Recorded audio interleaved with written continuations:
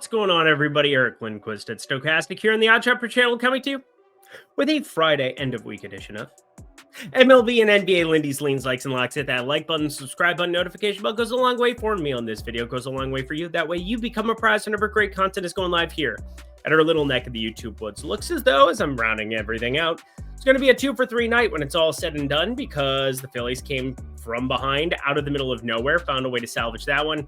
We ended up with Bailey Ober, but I was happy. I mean, Bailey Ober, Joe Ryan, you can interchange them. Thought that ended up working out in our favor pretty nicely. Had a nice easy under in the early morning portion of the window.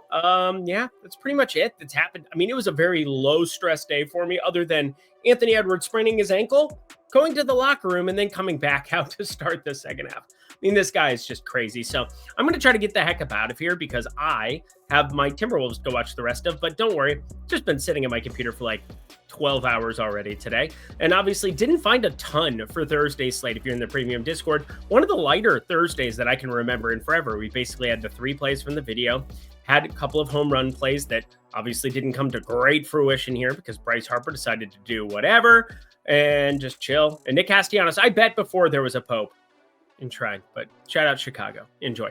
Anyway, we got Lindy 5 here. I got a ton of baseball to talk about, so I'm not going to dilly-dally too much. We got 2 games in the NBA. Do have a play in the NBA streets. Not a lock, because obviously those have come to fruition. And I have one kind of like dealer's choice lean like. If you're really looking for another NBA play, it's just that the lines moved a little bit, and I'm not sure what to make of it entirely. Going to talk to some sharp people tomorrow. If you're in the premium Discord, again, you'll be able to have access to whether I bet that or not. If you don't, then you don't.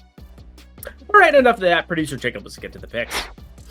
Game number 1. We begin with the Braves taking on the Pittsburgh Pirates, and it's Bryce Elder, the Elder One, going up against question mark. We have absolutely no idea who's going to be starting here. Not listed in any books, not listed absolutely anywhere, but it does line up to be Bailey Falter's day. It's just that Bailey Falter's been awful.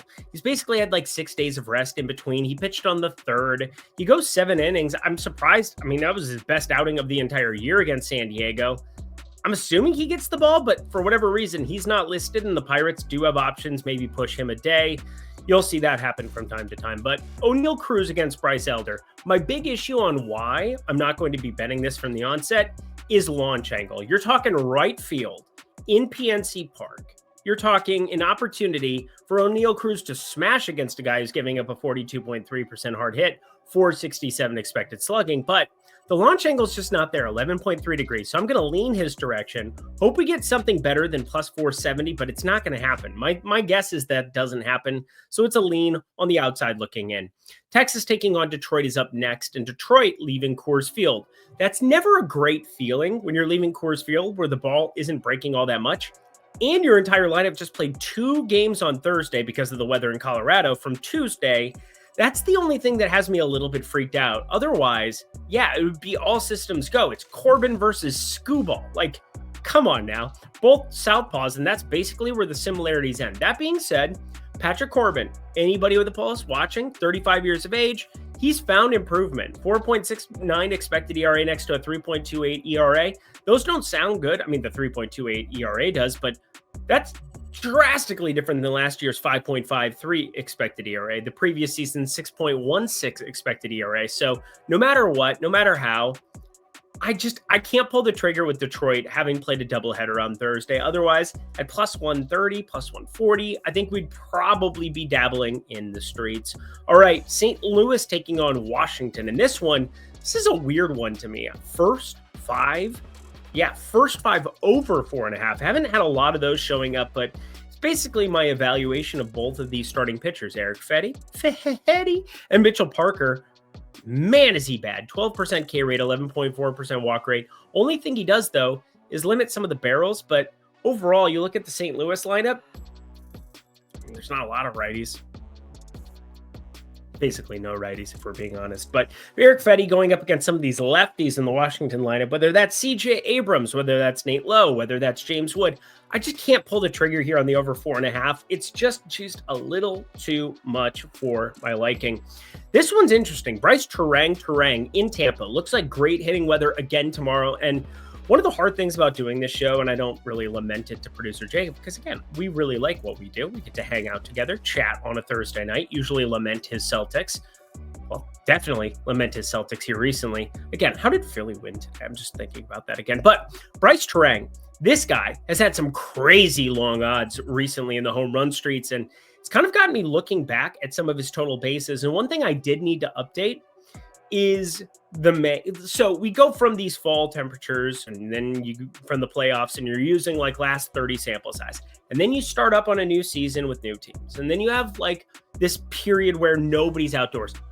Bryce Terang in this dome in Milwaukee, he's been making a lot of hard contact and batting second against righties. 47.6% hard hit, 92.4 average exit velocity. Now, it doesn't result in a lot of home runs for him, only a 6.4 degree launch angle, but he does have 3 of them, and we've been seeing like plus 1,400, plus 1,200, like gigantic numbers. However, I think at Tampa, Steinbrenner Field here, in these hitting conditions, kind of like the 1.5 total bases with plus money attached to it. But I want to revamp tomorrow. There's not enough books with the number that's dropped yet. So pay attention to this one. This is probably, there's 2 plays I'll really highlight that I have actual interest in actually playing.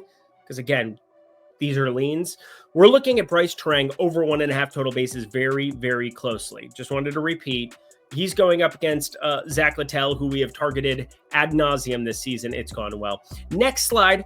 Boom. Tough Acton, Tinacton. Chicago Cubs taking on the New York Mets. And this one is a pitching mismatch. Man, I'm getting better at saying that. We've got ourselves Jameson Taillon, Clay Holmes. Clay Holmes has been awesome to start off this season. 326 expected slugging, 3.9% barrel percentage. You put that next to the 9.2% barrel percentage for Taillon. Eric, why aren't you making a play on it? Well, because the Metsies on the run line here. I know that the bats have been, awake for some portion of time. I actually did like the Kanye West, what was that? It was like when he did the church stuff. Bum, bum, bum, bum, bum. Real ones know what I'm talking about. But Pete Alonso, Juan Soto, Brandon Nimmo, all these guys popping at the top of my model against Jameson Taillon. And yet it's just such a heavy number to be laying with the money line. And then obviously the run line, which I'm more interested in, just going to be hitting eject a little thin. Miami and the White Sox. No, thank you. Cincy taking on Houston up next, and that is under 8. We're going to be closely paying attention to this one because, Hunter Brown, I'm a little surprised the line isn't wider, and I'm also surprised that my model doesn't like it. But under 8 ends up being all right for me because Nick Martinez, I don't know how he does it, but he just kind of survives a lot of these outings. You go through his game log this season. Last time out, 4 hits, only 1 earned run. Last time before that, St. Louis, only 5 hits, 1 earned run. Game previous to it, 5 hits, 2 runs. It was basically the beginning of the season when guys who are veterans start to just like get their sea legs under them.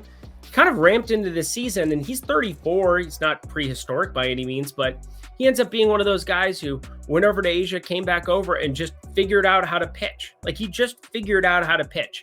And under 8 looks great because Hunter Brown is that dude in Cincinnati against righties.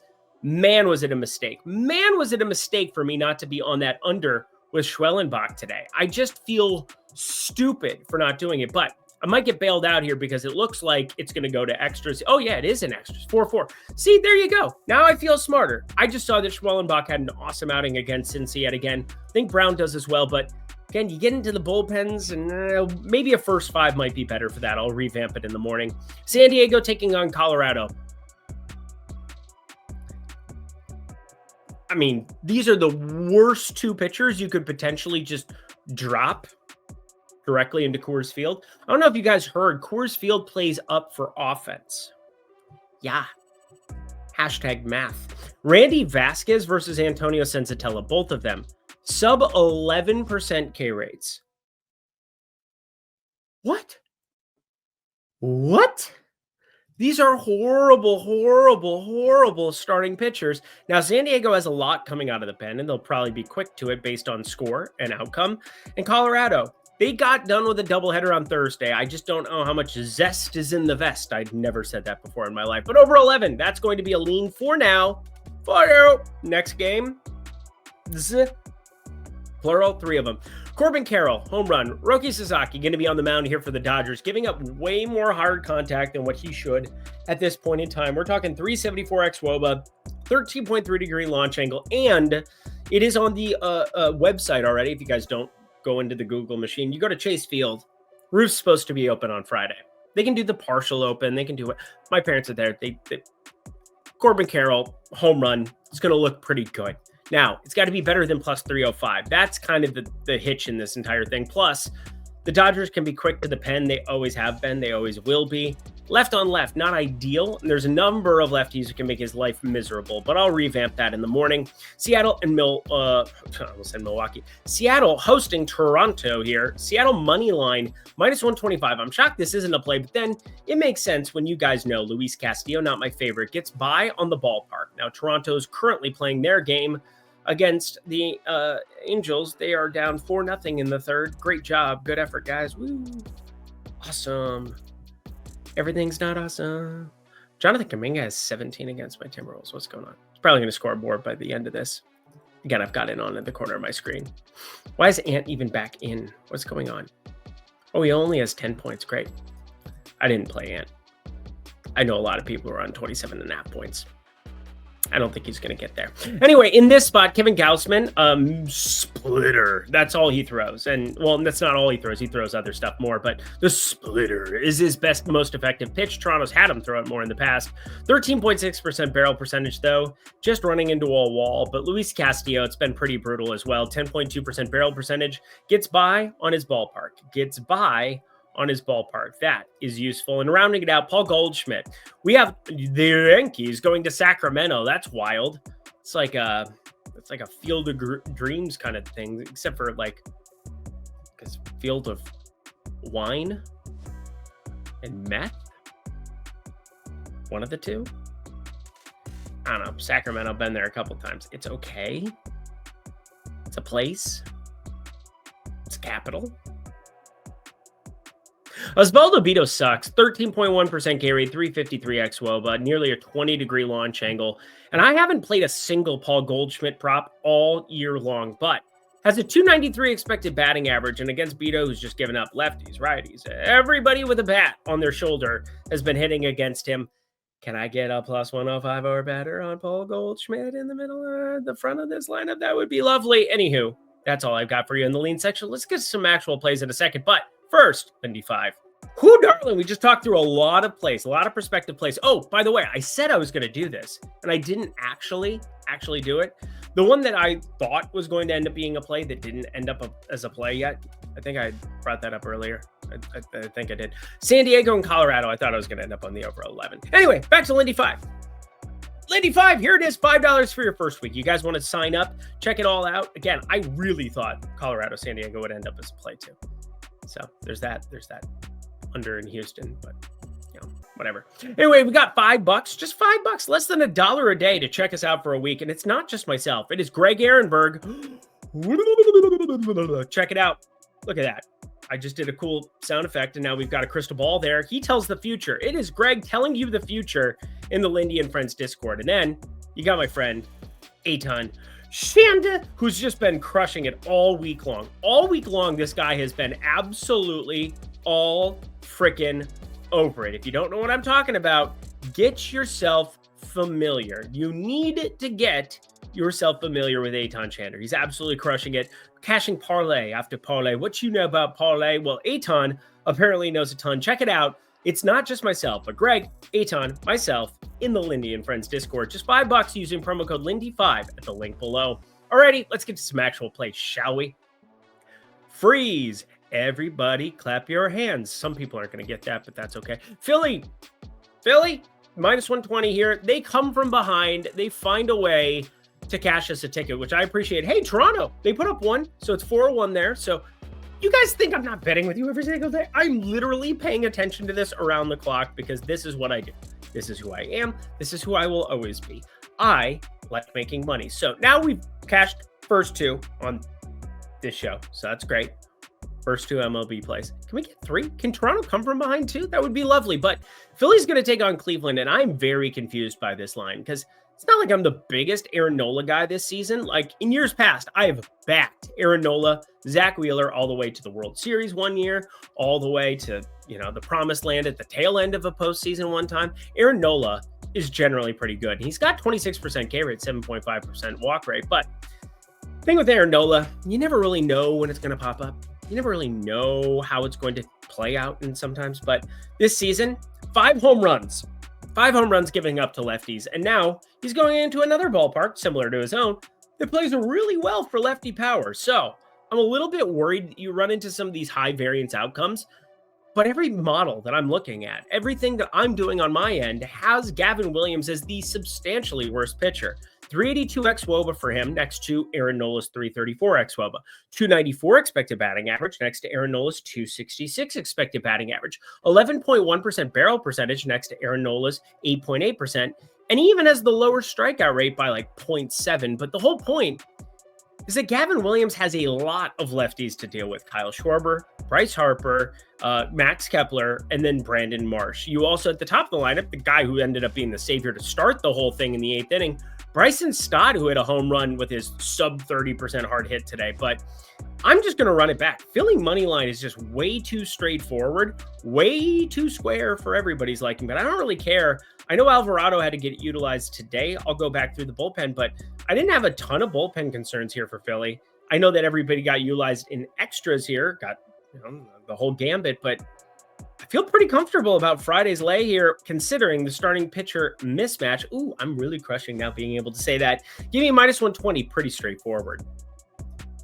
Another pretty bland play from me, Boston taking on KC in KC, Kauffman Stadium. It's played really weird for weather the last couple days. Now, they played the White Sox, so it didn't really matter. But now we're getting Michael Lorenzen on the Kansas City side, who I've always liked to target, and Hunter Dobbins. This guy, no strikeout stuff so far at the big league level, but boy, has he been avoiding barrels. Now, you have to take it with a grain of salt. He's played the Cardinals, the White Sox, and the Twins. I'm not going to put any of them in top 10 offenses. We'll just put it as clearly as that. But even with small sample sizes, I think there's enough going on with Dobbins that I like. He's got a 4-seamer that works nicely into his slider and split finger that, everybody tends to throw nowadays. And he's got just a 3.6% barrel percentage. I feel really good about that considering Lorenzen's the pitcher on the other side. I have a lot more known data on him, and I have a lot more known data on the lefties that exist in the Boston lineup. You know who doesn't exist in the Kansas City lineup? Any semblance of lefties outside of Vinny Pasquantino. So other than Pasquatch, we just get to free roll this. Boston money line, minus 108. Both sides of it, minus 108. FanDuel, okay, thanks. Appreciate it. Next game. To my favorite play of the day, and I was kind of inclined to make this a lock, but I guess I hit a little bit of a eject first off because I haven't locked it myself. I haven't played a full unit on this, but I have the half unit here, and I feel pretty good about it. San Francisco taking on my Minnesota Twins. No, it's not a play on any individual team. We just went money line, and I guarantee you I'll have a ton of props. In the premium Discord, Lindy 5. We cashed the Lawrence Butler RBI. That was yesterday. That felt really, really good. We've had some really sharp finds in terms of parlays. Vinny Pasquantino, along with the Jonathan India, had the combination that felt really good over the weekend. They really buoyed it coming into this weekend. And then, well, we took off this week and got things right. That's for sure. But also, SGA, could you have scored one more point? I know it's just a quarter unit, but like 35 with the OKC murder would have been extremely helpful. Shout out DK DFS cashing like a plus 7,500. I tailed a little bit of that, but not nearly enough. It was like $10. So, hey, $750 is better than not $750, I suppose. Anyway, San Francisco taking on Minnesota in this spot. My favorite play of the entire day, either sport, if we're going to be honest. I don't see how this number is where it is, considering the weather is about to get redonkulous. Winds blowing straight out to center field at Target Field. It's already a pretty decent hitter's park, and now Jordan Hicks is joining the party. Now, he has the ability to get ground balls, 61.9% ground ball percentage. That brings BABIP into play, but a 46% hard hit, wind going out to center, getting a little bit warmer out there in Minnesota, and Chris Paddock on the other side with a 15.7 degree launch angle, a 479 expected slugging, and a San Francisco lineup that looks like it might just stay around here for real. We're getting this at minus 102 on DraftKings. It is the over of 999. We're going to speak a little German here for you. Max Kepler no longer with my Twins, the most attractive man in baseball. According to women, I love my wife. Baltimore -1.5 taking on LA. Obviously, I just wanted to say that because I was making fun of myself from yesterday when I just wanted to point out the run lines, even though they're pretty self-explanatory. It's once again math, Eric. Anyway, we got Baltimore at -142. And you've probably noticed on this program, I tend not to play a lot of money lines that are like north of the -135 number. Not for any other reason other than they tend to be overvalued by the market as is. But this is kind of one of those rare instances where I would be setting this line closer to like -155, and that creates a chasm of value. This is a really nice spot. What is the pitching situation, you ask? Well, I will tell you. Obviously, we targeted LA here on, what day is it? Carries a 1, yeah. But it's 4-2 now, bottom of the third, so we're alive. We got some chances. Chris Bassett, better figure your shit out, brother. Or get pulled and, bullpen and then wish we were on Seattle. That'd be the other option. But for right now, we're definitely looking at this one. San Francisco. Oh, not San Francisco. God, my sheet just screwed up on me. Sagano. Yeah, I knew it was Sagano. Tamayuki Sagano is not very good. 13.3% K rate, 372 xWOBA. It's been brutal, but he is starting to figure out one thing and one thing only as a 35-year-old, and that is how to survive at the major league level. He's doing a lot to induce ground balls lately. He's found ways to just give up 4, 5, 5, 5 hits in his last 4 outings. That's great. He's gone 7, 7, 5, and 6. I said he was going to be an innings eater at some point for this Baltimore team. He's never going to be a standout arm. He's pretty old making his major league debut, but 35 years of age, but I think he's just going to find ways to survive. And you get to go up against Kyle Hendricks, 12.9% K rate, 353 xWOBA. All of these lefties in a ballpark that's way up for lefties, whereas the Angels, what do they have on the left side?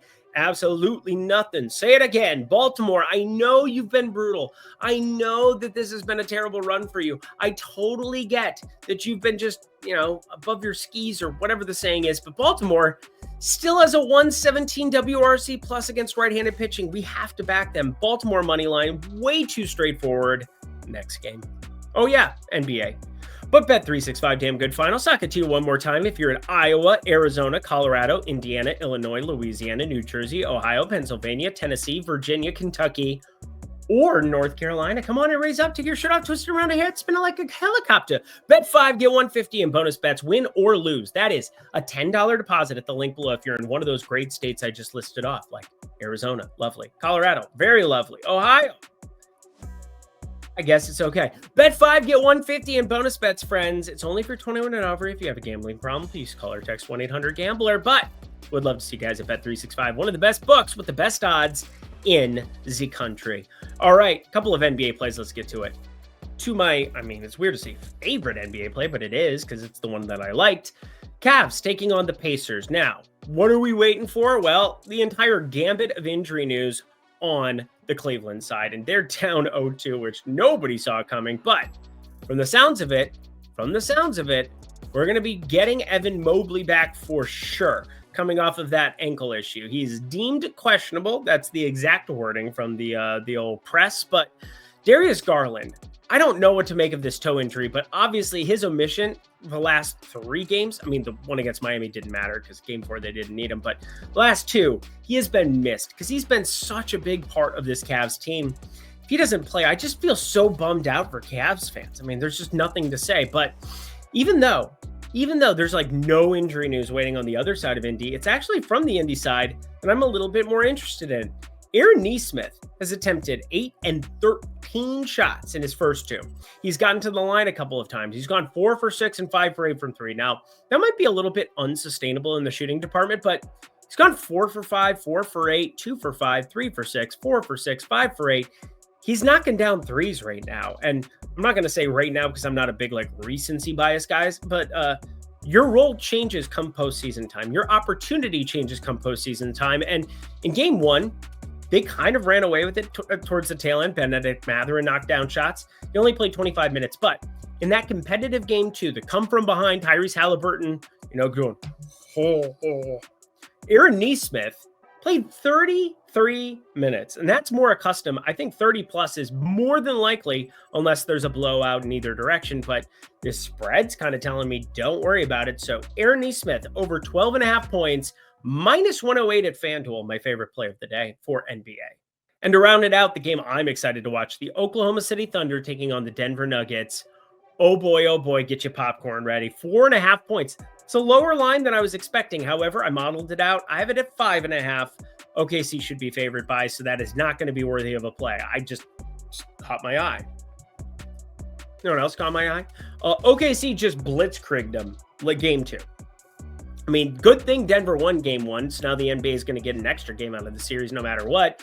And Denver does have a chance to sneak one of these two, although there's no way you're going to find me dead betting this spread or this money line as efficient as what it is. But you could find me betting Isaiah Hartenstein. Now, he's got to be out there defensively to go up against Jokic, and you can't beat Jokic. Jokic can just do Jokic things no matter what, but 29 minutes for Hartenstein in that competitive game 1. Game 2, only 22, but he continues to find ways to pick and roll and be effective. He was brought in for a reason. That is to rebound the damn basketball, because OKC was the worst rebounding team a year ago in the entire playoffs. This year, a little bit more middle of the pack, and that is just fine by their standards. Isaiah Hartenstein really standing out for me at 21.5 where he was yesterday. And I didn't bet it. And I'm a little frustrated that I didn't, because it opened right after that game got over. 22.5, minus 115. It got bet up pretty damn quickly. It's just on the cusp of playable. So I put it lean like. I personally have not played it yet. So just want to let it be known. It is technically still playable. I'd rather evaluate it, see if there's anything else that stands out for tomorrow. But let's get the heck up out of here. More MLB for sure coming in the premium Discord.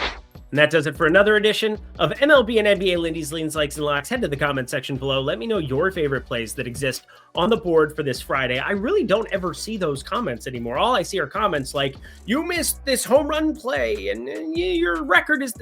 Home run plays are a quarter unit. You know that, right? They're a quarter unit. We track them. There's the Lindy's long balls short that you can see over here. And I don't know what to tell you anymore. I'm tired. Lindy 5 would love to see you guys there. Until next time, friends, have a great weekend. You'll see me here on Monday again. I'm Eric Lindquist, Premium Discord will see me all weekend. I'm Eric Lindquist. Best of luck in the NBA and MLB streets on Friday.